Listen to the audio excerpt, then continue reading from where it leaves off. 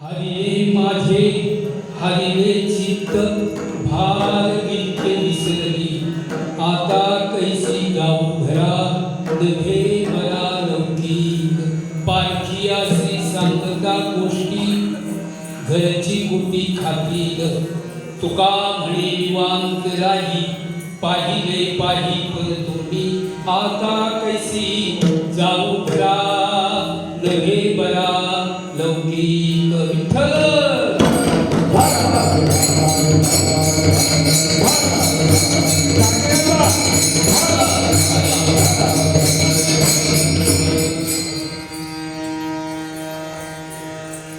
आज कालाच्या निमित्ताने मला सेवा या ठिकाणी राहिलेली आहे. कृष्णाची 7 दिवस कीर्तन या ठिकाणी चाललेली आहे. वेगवेगळ्या विषयावर ही कीर्तन नाही का, नामाचं महत्व सांगणार, भक्तीचं महत्व सांगणार नाही का, आणि अनेक विषय आणि अशा प्रकारची कीर्तन सगळी झाल्यानंतर त्याचं मंथन जे आहे ते काल्याचे तर कीर्तन करण्यापूर्वी पांडुरंगाचं भजन करूया. पांडुरंगा पांडुरंगा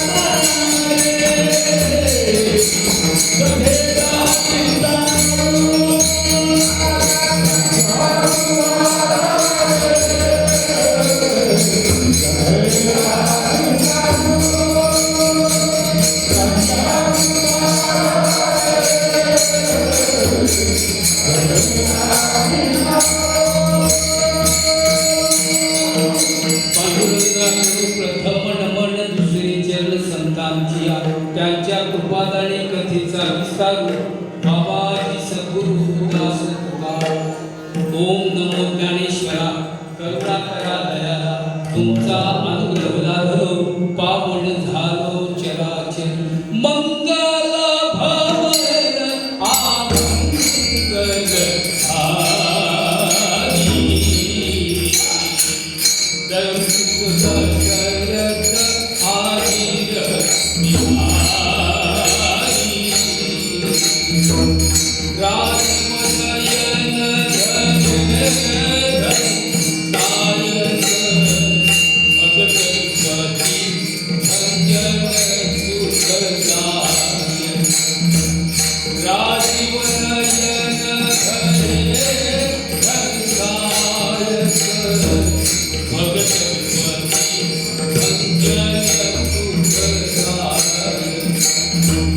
मंगल भवन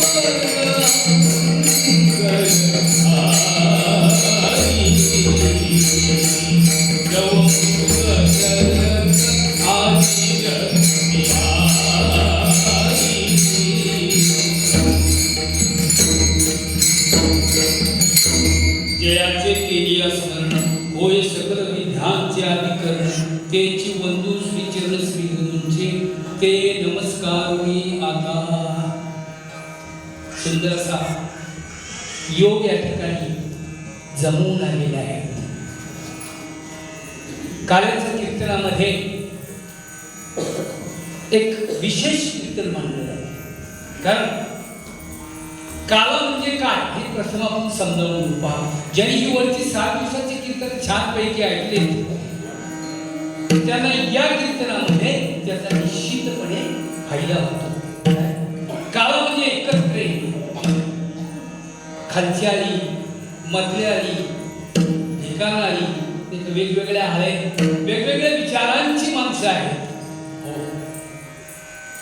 आणि ती माणसं एकत्र येणं काय मतभेद जाणं त्याला काला असं म्हणतात. काय तुका म्हणे काला कोठे अभेद देखील हा एक काल आहे. दुसरा काल आहे हरिनामाचा खिचडी काला ते मोहिले साखरे. आणि तिसरा जो काल आहे बाहेर स्वयंपाक चालू आहे दहीभाताचा प्रतिकात्मक काल असं त्याला बरोबर की नाही. तर हे 3 प्रकारचे जरी काले असले तरी त्याच्यातून आपल्याला प्रचिती मिळाली पाहिजे. येऊनिया नरदेहा विचारा विसार धरा बापई धीर भजित. या वृत्ती लोकांमध्ये आपण आलेलो आहे संसार करण्यासाठी. कारण एक योनी कोटी कोटी भेला नरदेही ठरा तेही चलावे. अरे बाबा प्राणी कुठलाही हरिनाम घेऊ शकत नाही, मनुष्य ती घेऊ शकतो. कारण मनुष्याला भगवंताने बुद्धी दिलेली आहे आणि त्याची अथांग कृपा आहे आपल्याला. कारण ज्यावेळेला ही सृष्टी निर्माण केली त्यावेळेला मनुष्य होता कुठं. कैसे देखो ही सृष्टी ते सुखद वाटेची देवाची. अशा प्रकारची सृष्टी भगवंताने पाहिली आणि भगवंताला काही ठीक वाटेना. कारण का त्याला जाणणारा त्याचं भजन करणारा कुणीच नाही. मध्ये कोण मनुष्य देहासी अधिकार ब्रह्मज्ञानासी. मनुष्य प्राणी पाहिला की जो माझा भगवंत भजन करेल आणि मला जाणे मी पहा. एखाद्या कुटुंबामध्ये जर मुख्य मनुष्य असेल, आज भाग्य आहे माझं आमचे सदावारकरी तिथं बाहेर बसलेले आहेत. एक काळ असा होता बरं का, या ठिकाणी कारभारी वारकरी असायचे आणि बाकीचे 8-10 हे वारकरी आहेत. तिथे नमस्कार करतो कैलास. वा छान, सगळ्यांच्या परिचित आहे. आणि आम्ही आपली पेढी वापरली सेवा इथं करण्याचा प्रयत्न करतो. मोठी लोक आहेत काय, त्यांनी परोपकारासाठी ध्येय. हा ध्येय हा लोकांच्यासाठी झिजवण्यासाठी आहे.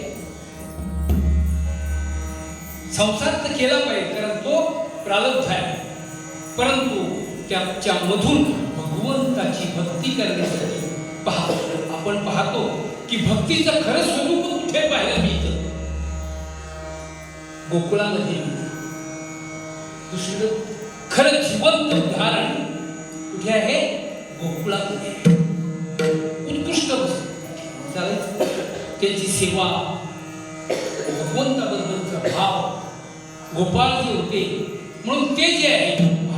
म्हणून हा जो पहिला वृंदावनामध्ये काळ, पहिला काला कुठे झाला, वृंदावनामध्ये. दुसरा काला पंढरपूरमध्ये झाला आणि आता आपण तिसरा काला करतो. हा गावोगावी काला होत असतो, परंतु त्या काल्याचं स्मरण करून आपण हा काला करतो. म्हणून काला जे आहे हे त्याला शेवटचं कीर्तन, त्याला म्हणतात की पूर्णत्वाचं कीर्तन. कुठलाही कार्यक्रम असला तरी शेवटी काला का घेतात, की कुठलाही कार्यक्रम केव्हा तरी संपवला पाहिजे ना. म्हणून हे काल्याचं कीर्तन आहे. जसं मंदिर बांधलेलं आहे, जोपर्यंत कितीही मंदिराला खर्च करा पण जर कळस झाला नाही तर मंदिर ही मंदिर पूर्ण झालं केव्हा? कळस झाला. नदी वाहते, परंतु नदीलाही एक वेगळं नाव आहे, पण तीच नदी समुद्राला मिळाली. आणि समुद्राला मिळाल्यामुळं तिचं नाव बदललं, ती एक रूप झालं. अवघ्या झाल्या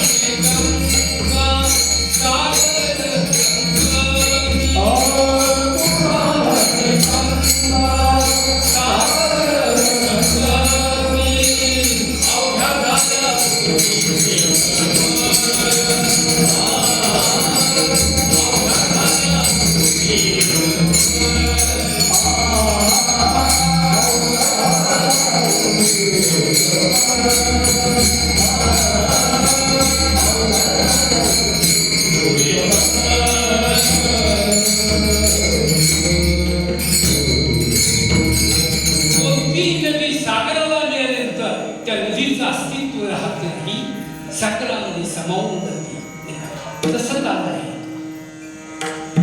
हे जे कार्याचं कीर्तन केलं की मग तो स्वतः परिपूर्ण झाला. थोडक्यात जाणारे वेळ कमी आपल्याला काय.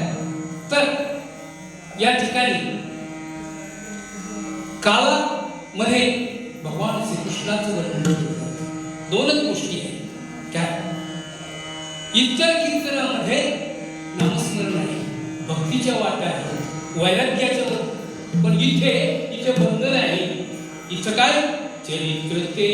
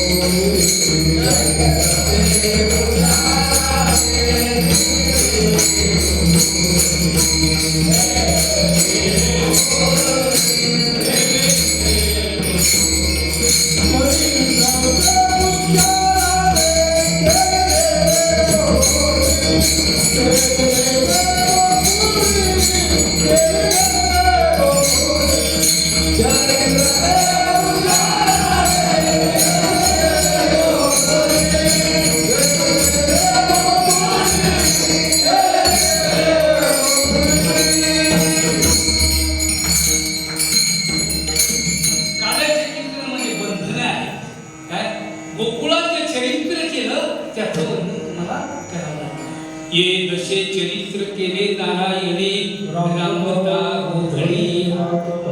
रांगत असताना आणि गाई राखत असताना जे चरित्र केलं त्या चरित्राचा विचार करायचा. भगवान परमात्म्याला अवतार का घ्यावा लागला?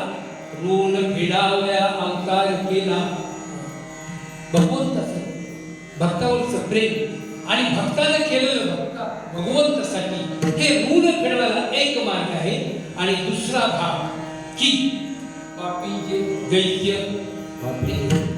जे मारलेले आहेत, ज्यांनी पाप केलेलं आहे, त्यांचा सहाय करण्यासाठी भगवंताला अंशांश कला आवेश पूर्ण आणि परिपूर्णता. बाकीचे 6 अवतार जरी असले तरी पूर्ण अवतार नाम प्रभूंचा आहे. आणि परिपूर्णतम अवतार भगवान श्रीकृष्णाचा आहे. इथेही प्रभू रामचंद्र मर्यादा पुरुषोत्तम म्हटले. वाल्मिकी ऋषीने जसं लिहिलं तशी त्याला पाऊलं टाकलं. दुसरं पाऊल टाकता येत. आणि त्या ठिकाणी कृष्णाचं वेगळं आहे. कृष्ण मर्यादाच नाही, एका कामासाठी येऊन हजारो काम करण्याचं सामर्थ्य भगवान कृष्णामध्ये आहे. म्हणून परिपूर्णतम असा अवतार आहे. म्हणून अवतार या दोन गोष्टीसाठी आहे की भक्त जनांचं काय त्या ठिकाणी कल्याण व्हावं, त्यांनी भक्ती केलेली असते म्हणून भक्तासाठी अवताराच्या राशी आनंद अवतार.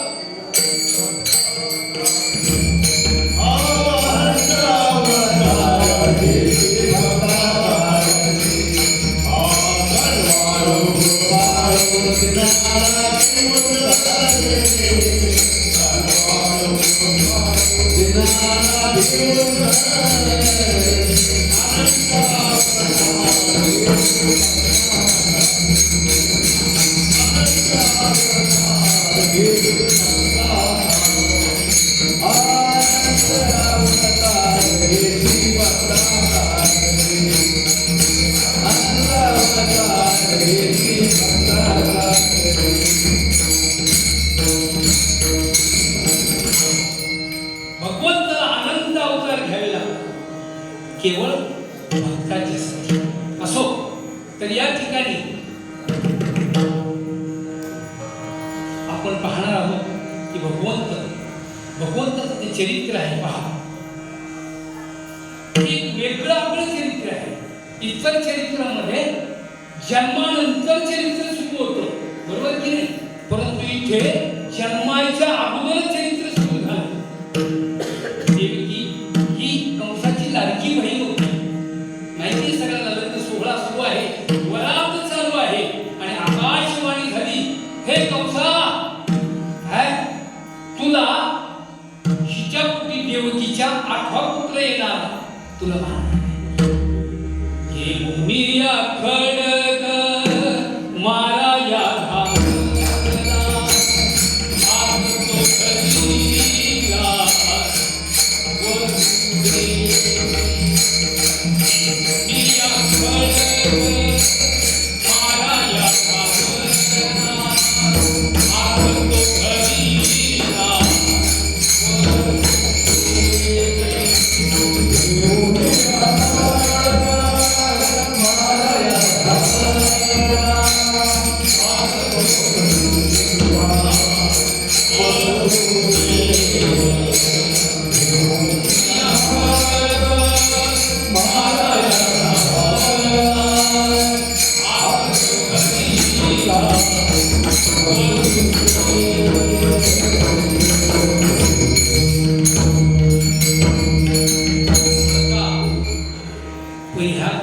दुसऱ्या गावात असल्यावर यावं लागतं.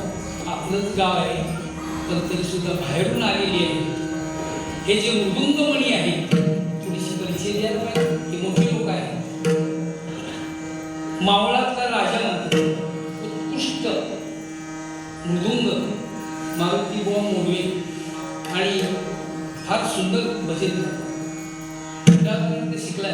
पण त्याच्या अगोदर देगावचे रामचंद्र यादव माहिती त्यांच्याकडे 10 वर्ष शिक्षण आणि नंतर भोपडे 10 वर्ष किती मानते.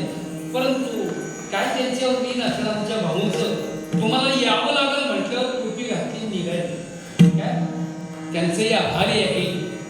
नंतर आमचे पोपट धमा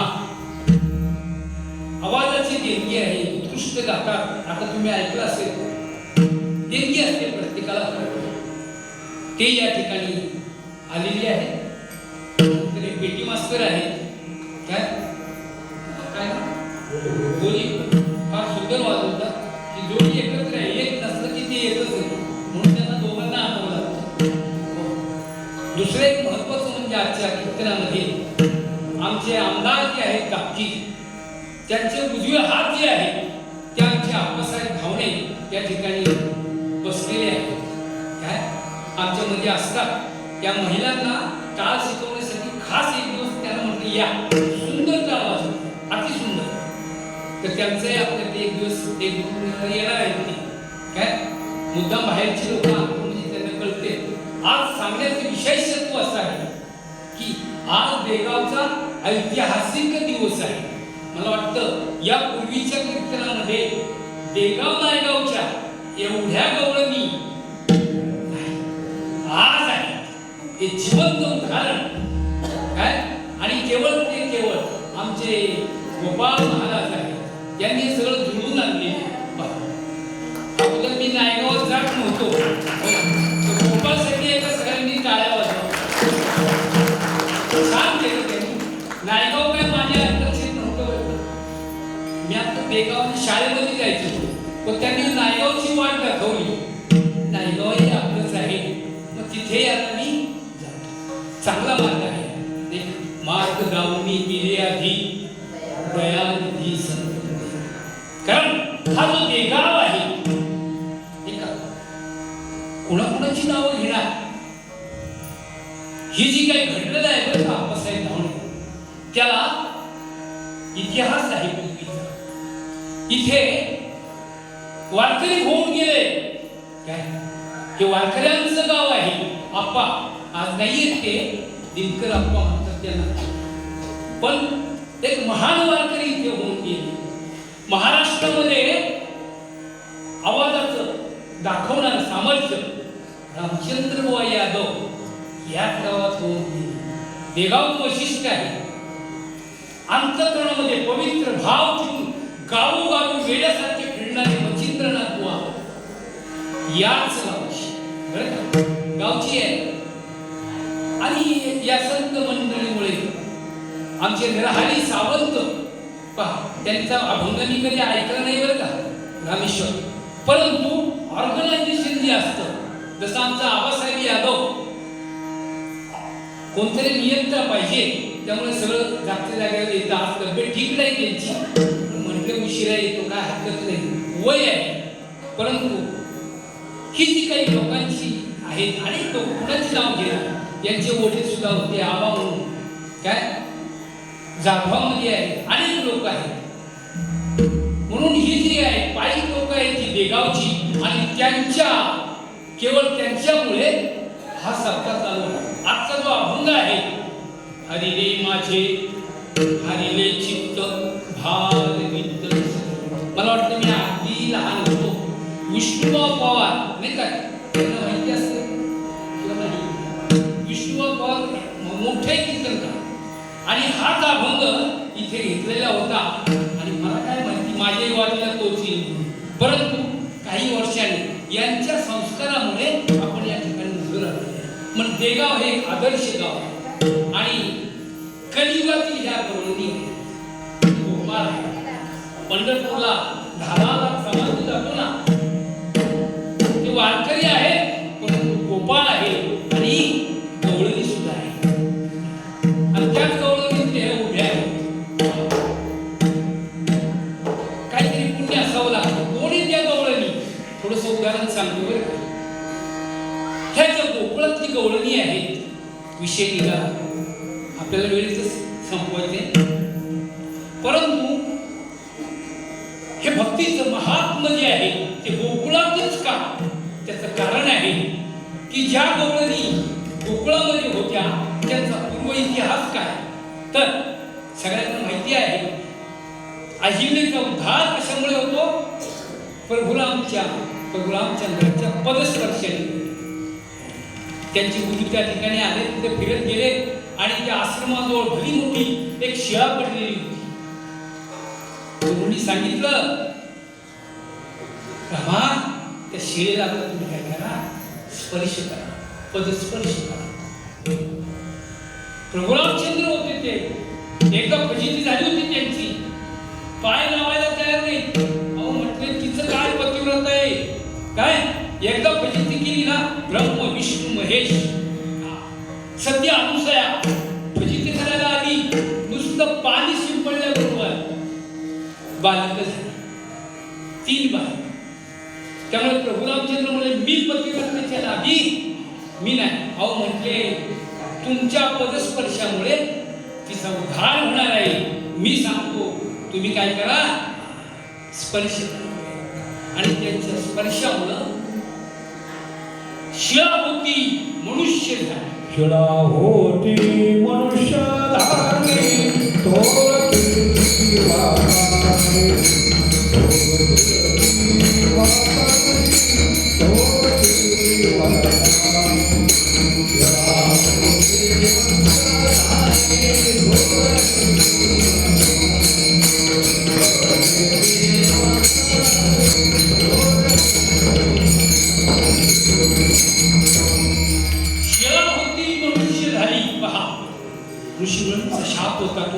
इतिहास आपल्याला काय करायचं नाही, या कारणापुरतं पाहूया.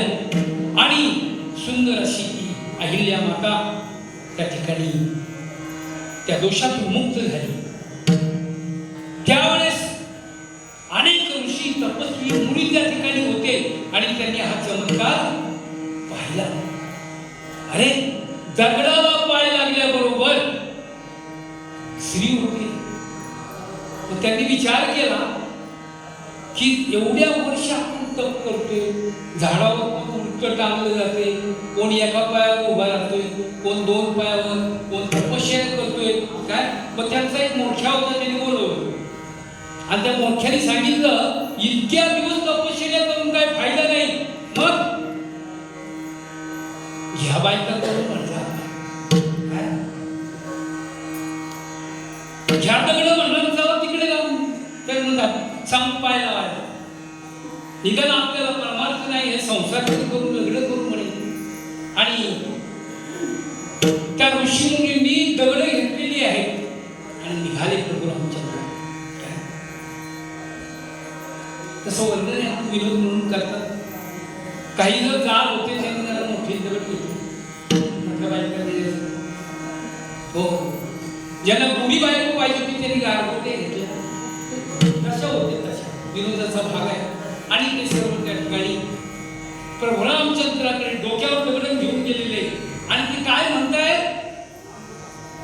दगड घ्या आणि आम्हाला बायका करून द्या, दगडाच्या आम्हाला बायका करून द्या. परंतु जसे जसे जवळ आले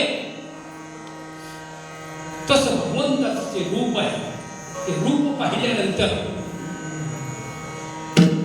ते विचलित झाले. अशा प्रकारचं दैत्य मान त्यांनी कधीच पाहिलं नाही. राजस सकुमार मदनाचा पुतळा, राजस सकुमार मदनाचा पुतळा,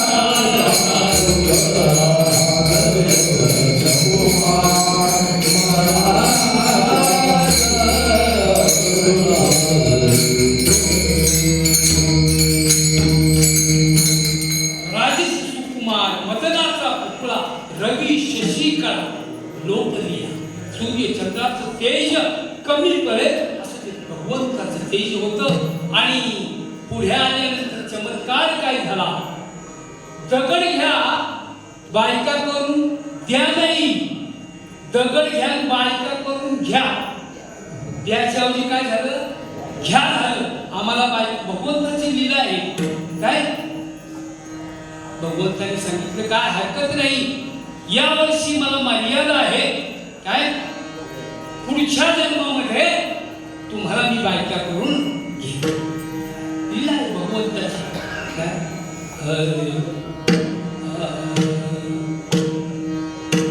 चला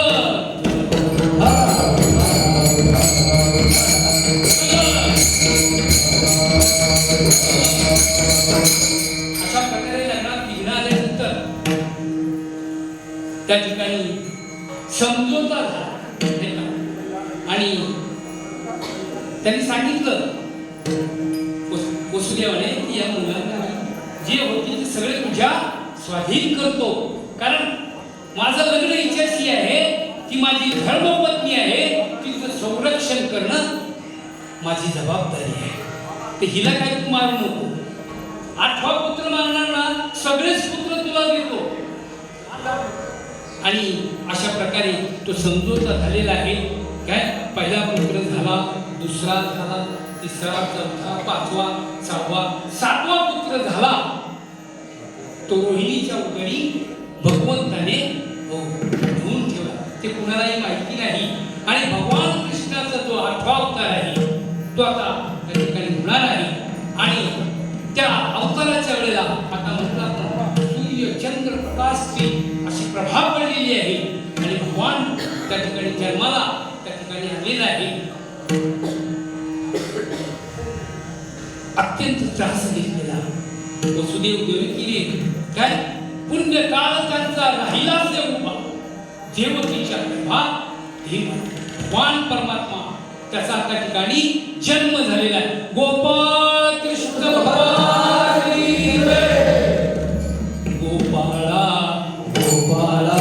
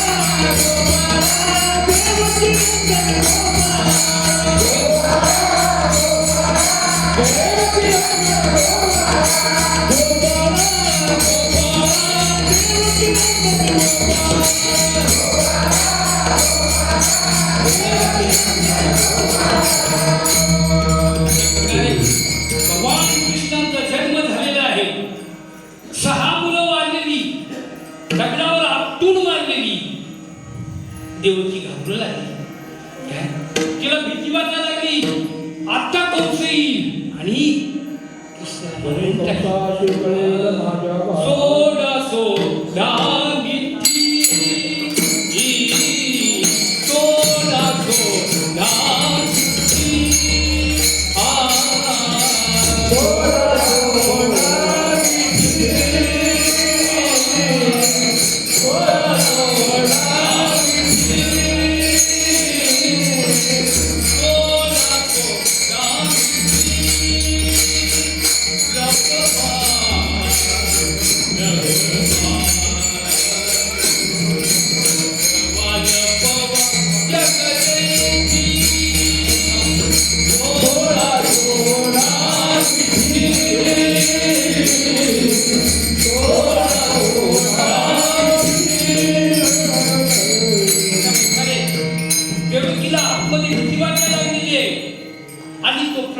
भगवान कृष्ण छोटा असताना पाहतो. मग मात्र देव 8 वर्षाचा मोठा होतो काय आणि त्या ठिकाणी तो सांगतो की चिंता करण्याचं काही कारण नाही.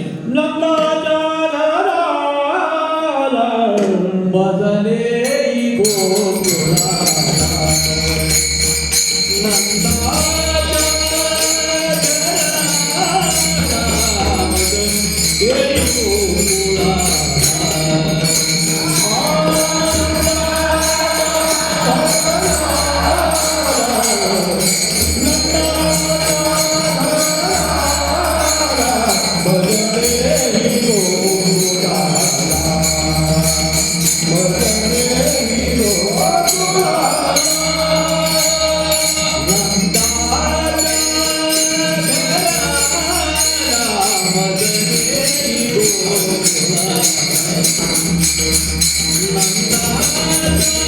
या जगाला मदत येईल.